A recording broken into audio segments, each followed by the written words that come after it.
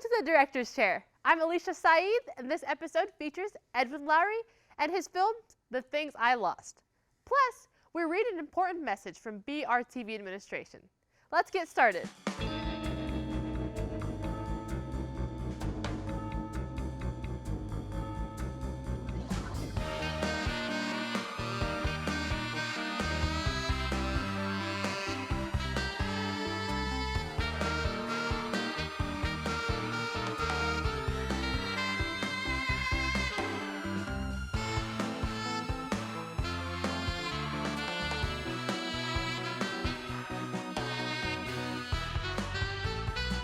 Before we begin this episode, we would like to apologize to the family of Morris, who passed away tragically due to heart attack-related injuries. This one wasn't our fault though. But regardless, a lot of you are probably wondering, wasn't this show going to get taken off air if anybody died last week? Well, yes. In fact, we received a strongly worded email from BRTV administration this morning telling us we were, quote-unquote, banned permanently from Studio One. I actually have a copy right here. I'll read it out loud. To the producers and crew of the Director's Chair, what is wrong with you? Seriously, your show has to be one of the only college TV shows ever to have an actual fatality rate, and not only have 2 people now died on your set, you have the audacity to treat it like it's funny? I mean, okay. It was a little funny, okay? Like the sandbag thing, it was a little funny, okay? Okay, we continue. As a result of your wanton disregard for human life and station property, the full crew of the Director's Chair is banned from Studio One in perpetuity. The show is to cease production immediately, and all materials relating to it must be destroyed. They were a little serious about that one. BRTV as an organization regrets ever considering to allow this show to be produced, much less putting it on the air. Refusal to comply with this notice will result in arrest and expulsion from Middle Tennessee State University. Sincerely, Blue Raider Television Administration. Now, that's no way to be. You can't make an omelet without cracking a few eggs. Or skulls in our case. With all of that said, after such harsh language, they literally left the door to the studio propped open. So we just kind of snuck in here and started making an episode anyways. They're gonna have to try a lot harder than that to bring us down. As they say though, the show must go on, and it will, right after this short break.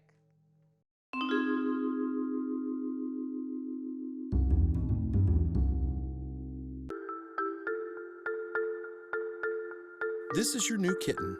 Or your new puppy. Every day, 70,000 puppies and kittens just like them are born in the U.S. Cute, right? Well, what's not cute is that half of all litters are accidents. And when a kitten has a litter of oopsies and a puppy has a litter of uh-ohs, pretty soon you have thousands and thousands of OMGs. And that leads to millions of pets being killed in shelters each year. But if 80% of pet owners say they believe in spaying and neutering, then what gives? Well, it turns out those sweet little fuzzballs can get pregnant sooner than you think. A lot sooner. But here's the good news. You can stop the accident before it happens. You just have to remember one number. 4, as in 4 months. When you bring home Maggie or Ruby or Puddle or Clyde, get them fixed at 4 months. It can be old enough to get pregnant, and it's definitely young enough to make a difference. Prevent more, fix at month 4. If we want to improve America's healthcare system, let's start by improving the health of Americans. Despite the best doctors, hospitals, and medical advancements, Americans are not as healthy as they should be. We spend too much on treatment and not enough on wellness and prevention. We need a system based on primary care. When patients have a medical home and a long-term relationship with a doctor, the result is a longer, healthier life and reduced medical costs for everyone. Let's make America a place where health is primary. We're all part of your community. We all play a role in keeping our community safe. So protect your everyday. If you see something suspicious, say something to local authorities. Thousands of families affected by disasters, like the recent hurricane, urgently need support. You can help the American Red Cross provide warm meals, shelter, and hope to families when they need it most. Please donate today to Red Cross Disaster Relief to help people affected by disasters, big and small. Go to redcross.org or call 1-800-RED-CROSS today. Your support is critical. We can't do it without you. Welcome back!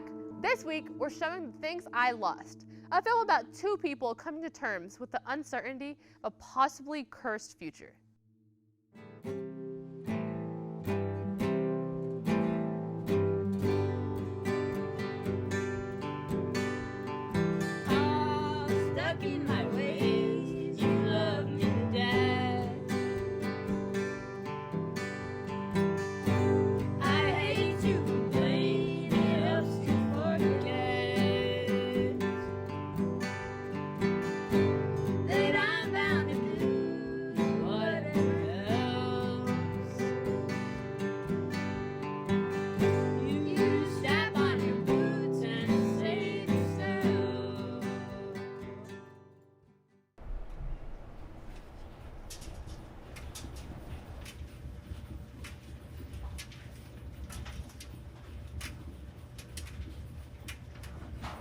So how's your summer?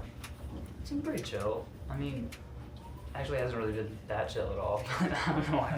Yeah, you know that time. Bro, wait, what time is it, dude? You know? Oh yeah, it's 12:14. 12:14. Dude, I was expecting a call at noon, bro. Yeah, I'll see you later. Stay cool.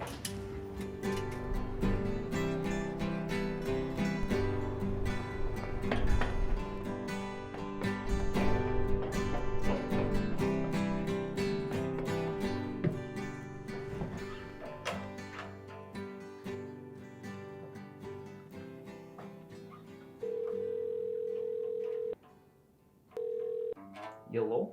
Bro, do you ever keep your phone with you? I called you like twice already. Bro, you know how I feel about that freaking phone radiation right to my nuts with it in my pocket? Like, a little bit is alright. Bro, whatever. Are we still doing something tonight? Yeah, I'm there. Alright. Hey Charlie. Hi Damien, how are you? Good, how are you? I'm good, what are you up to? How would you break a curse? Break a curse? Yeah. I mean, if it was me, I feel like I would try to put the curse in an egg and then break it. Really? Yeah, I mean, guess. it seems logical. Breaking a curse, doing it physically. That kind of makes sense actually. Yeah, I mean, eggs are easy to break, so why not put it in an egg and then Yeah. break it? Smart. Yeah. Where are you going? Just home. You know, Yeah. same here. Well, I'll see you later. I'll see you.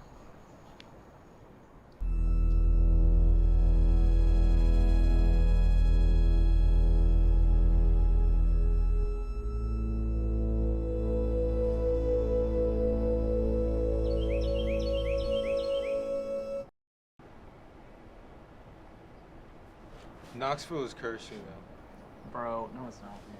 Yes, it is. After winning the 1998 championship, the school disturbed an Indian burial ground. The team's been bad ever since. And the curse is especially strong for musicians. Hank Williams had his last show here, Randy Rhoads too. George Jones signed soon after he performed. Bro, stop, man. You know I can't hear this stuff. I didn't believe in that. Bro, all I'm saying is watch your back. You wouldn't want a ghost to get you. Whatever, man. Oh, there's Rich.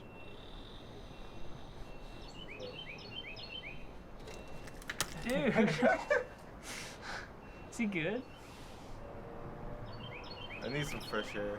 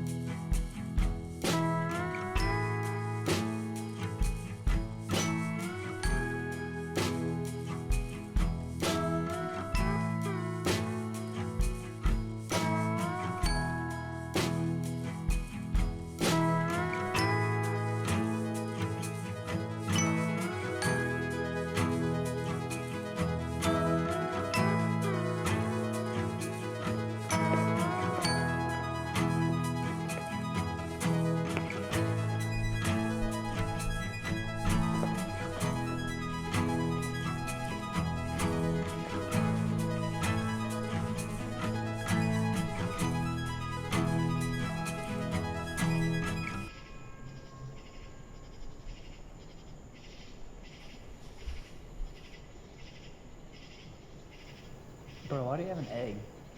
To break the curse, obviously. It's not real obvious. Have you been carrying that around the whole time? Listening. On the count of 3, I placed this curse onto B. Now it's in the egg.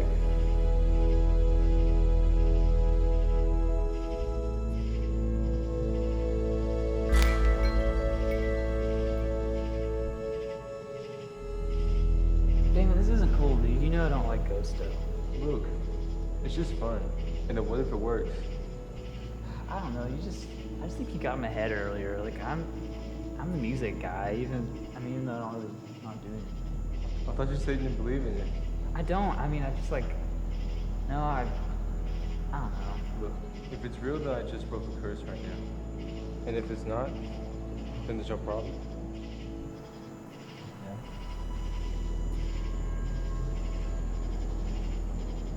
You remember that time at the motel? In the shower, you were bit by what you called a shower weevil that fell from the ceiling. Dude, the freaking shower fell. They freaking bit me. Bro, right from the thing. Bro, there's nothing here. Bro, there's nothing on there. I swear there's nothing on there. It's right there. It's right there, dude. Bro. I used to quote that you insisted was there. So we watched RoboCop and figured out all about it. Hey, this is a restricted area.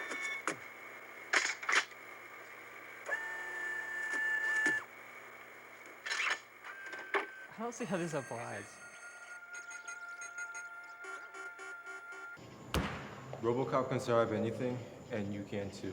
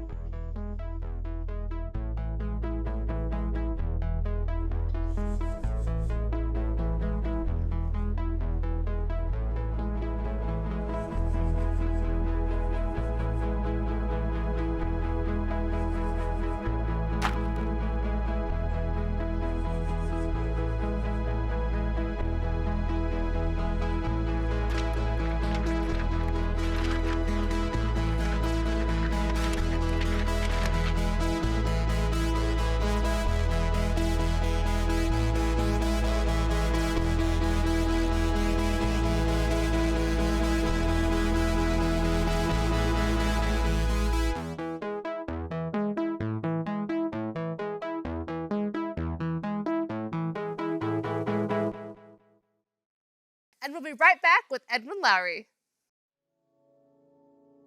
I'm here. Can you see me? Because I feel like I'm invisible. Like this whole place is invisible.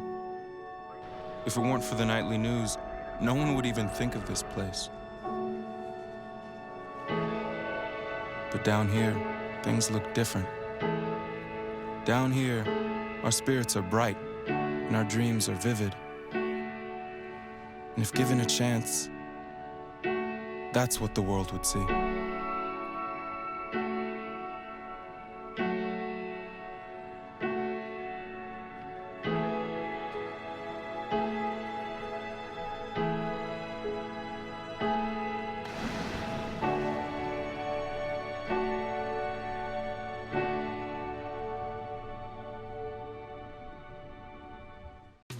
I've won Olympic gold medals. But this is a race I really want to win. 10 people in America drown every day. It's the race to save lives. 1 in 5 kids are younger than me. Growing up, my mom was afraid of the water, something she did not want me to feel. So I enrolled Missy in swim lessons. Swimming became my passion. It changed my life. And now you can do the same for someone that you love. Drowning is preventable. Did you know that swim lessons reduce the risk by 88%? Visit usaswimmingfoundation.org to find, get, or give a swim lesson. There's nothing more precious than your child's well-being. So act now, before it's too late. Make us swim! I'm glad I did. Thanks, Mom. The USA Swimming Foundation. saving lives and building champions.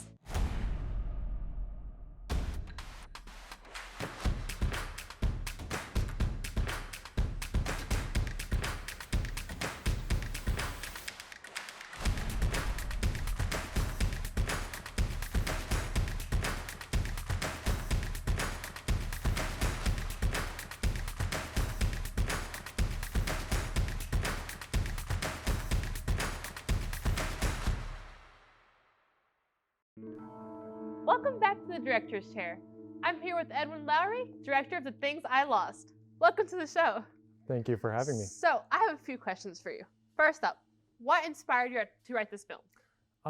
The film's kind of about my experience while going to school in Knoxville. I went there freshman year before transferring here to MTSU. Okay. And it was kind of a difficult time in my life. It was during COVID, so the university wasn't the same as it normally was. It was a lot more empty, so there's a lot of kind of anxiety in that, and I tried to depict that in the film. Okay. Did you draw anything in this film that was personally from your life? I don't know. I always try to include some element of my personal experience in my films. So this one is, I casted my two former roommates that were there with me in Knoxville, and they played the two characters, Lewis and Damien.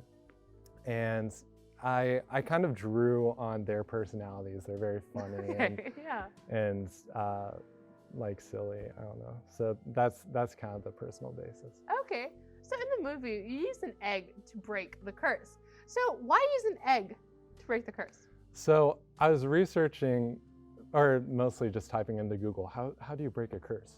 And I found one real method is by placing the curse. Yeah, placing the curse into an egg or something fragile, and then breaking that thing. You break the curse. Oh my gosh. Okay. So was there any symbolism behind that? Maybe if you really read into it, you could find some symbolism. I wasn't really thinking of anything deeper than a true method. Okay, you're like, this is real, I'm gonna follow this. Okay, cool. So, do you have a favorite story from your time while you were shooting this film? So we shot a lot of stuff where Lewis and Damien, or the actors Ryan and Austin, are just walking around the streets, and we had a camera and a boom mic, and we tried to get real people just walking up to them and talking to them. So we stood on the street corner, and this guy like talked to Ryan for like 30 minutes or something about like absolutely nothing, and people just kept coming up to us. Like, people love being on camera. So, but that didn't make the final cut. Okay, yeah. And I'll get more into that in a later question. Okay, but it's still like a good experience. Yeah. Okay, so the characters in this film all feel like really natural. So what was your approach to writing the dialogues? I don't know. I guess when I write stories, it's very intuitive. Like, I try and like, at least in this script, I went for like very naturalistic dialogue, and it just, a lot of times it just flows, but recently I've been like overthinking it, and it gets difficult the more you think about it. But if you're going for naturalism, just let the pen take you away and then revise later. Just like let it flow. Yeah. Okay. So what was the process like writing this film? I don't know. It was kind of, like I said, it was intuitive, but also a little bit research based. I was looking up kind of like urban legends around Knoxville. Yeah, like the plot of the movie. Yeah, and the curse came up, that the curse is a true thing mentioned in the film. Okay. And it's that musicians who have visited Knoxville in the past die soon after visiting. Okay, so like, a lot of it was like real stuff. Yes, and it was, a lot of the time it was like classic country music singers like Hank Williams and George Jones. Yeah. And there's a lot of like spooky stuff in Nashville, or in Knoxville. In like, Knoxville, yeah. And I felt that when I was there too. Really? Yeah. Oh my God. Okay. So if you had an unlimited budget, what kind of project would you work on? I don't know. I'm not a kind of guy who would want to like, I don't know what I'd use a huge budget on. I kind of like a limited budget and a small scale, and you're just like shooting where you can. I guess the budget would go towards like getting real locations. Like, I don't know, I haven't done a lot of like indoor real locations yet, but I will soon on a project that's upcoming that I'll get to at the end also. Okay, so when you were like shooting this film, you didn't have any problems with like the financial aspect of it? No, or anything not. like that? It's pretty much no budget. Yeah. Okay, cool. That's great, actually. Yeah. So when you aren't directing, what's your favorite thing to do on set? I don't know. Probably, I guess cinematography. I really like the visual aspect of it. Cinematography? Yeah. Okay, yeah. So what production roles have you always wanted to try, but haven't really gotten the chance to do so yet? I've really been wanting to try gaffer because I think lighting is a huge, like, underappreciated Lighting, yeah. part of filmmaking. So. Lighting, okay, yeah. Yeah. Takes a lot of time, but yeah. Yeah. Okay, another question for you. Do you actually believe in curses? No, I don't actually. Oh, you don't believe in curses? I don't think I do. I don't know.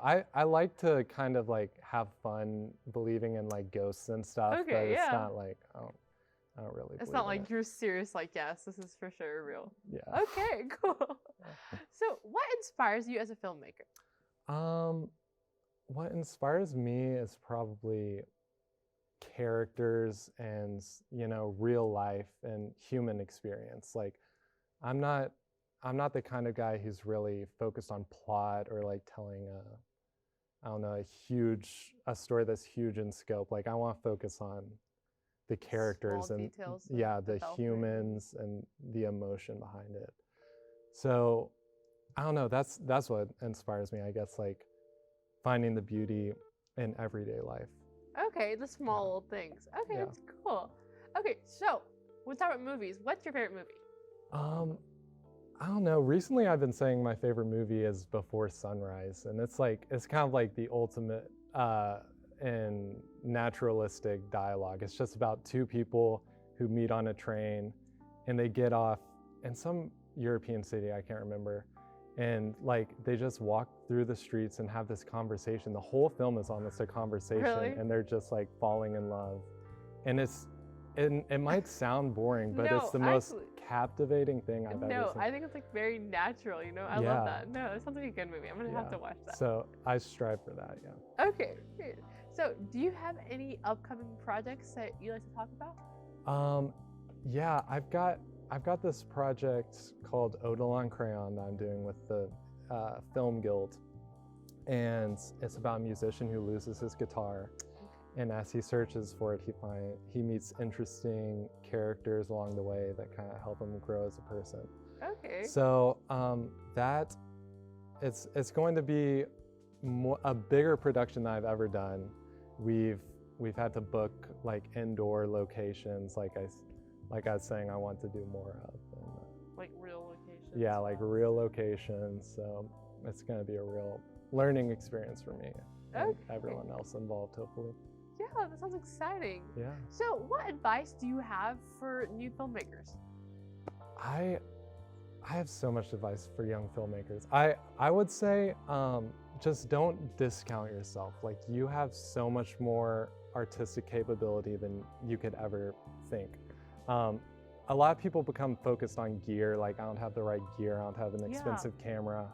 Like, I've seen great films that are shot on the crappiest, like grainiest cameras that are beautiful. And I think the most poetic thing you can draw on is everyday life, like I said. And a filmmaker that I have a lot of respect for, named Werner Herzog, he published a kind of manifesto called the Minnesota Declaration.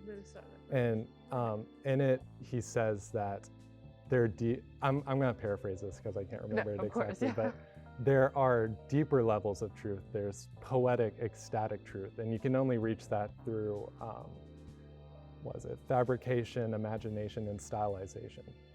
So that basically means that you take the truth and then you like infuse some imagination into it and fabricate some things. Okay. And you eventually come full circle back into the truth. Back to the truth, and yeah. Like I was saying, in The Things I Lost, we shot a lot of scenes where people were just talking to the characters on the street. And it turned out that a lot of that footage was kind of boring. Like, people have the tendency to just ramble on about random things. And what I wasn't doing was I wasn't fabricating, imagining, and stylizing that. Okay, yeah. So you've got to have some level of preconceived ideas going into it. Okay, that's a really interesting way to look at things. Yeah. Well, thank you so much. We loved your insight. Thank and you. we'll be right back after this short break. See that cute little dog in the pet store window? Chances are it came from a puppy mill, a breeding facility that forces caged, neglected, and often sick dogs to churn out puppy after puppy to be sold for profit. Meanwhile, millions of wonderful, healthy pets end up in animal shelters.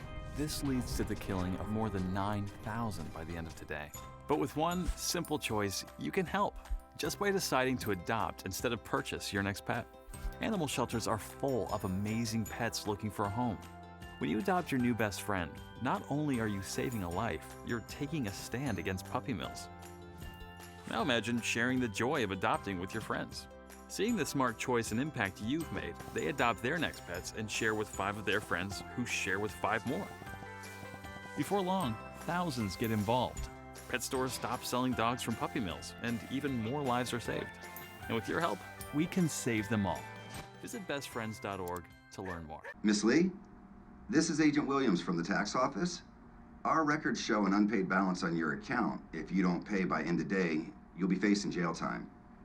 Well, the fastest way to fix this is with a prepaid debit card. Can you go get one now? Yes, and we want to clear this up.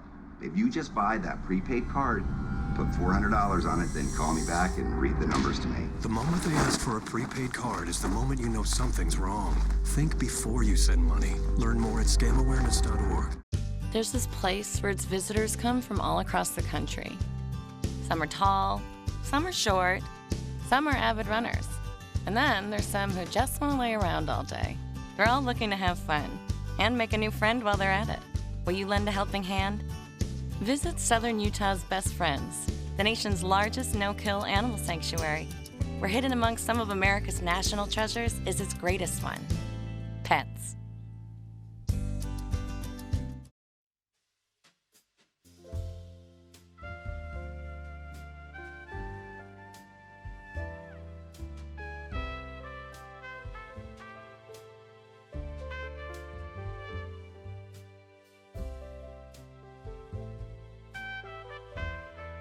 Well, that's a wrap for this episode of the Director's Chair.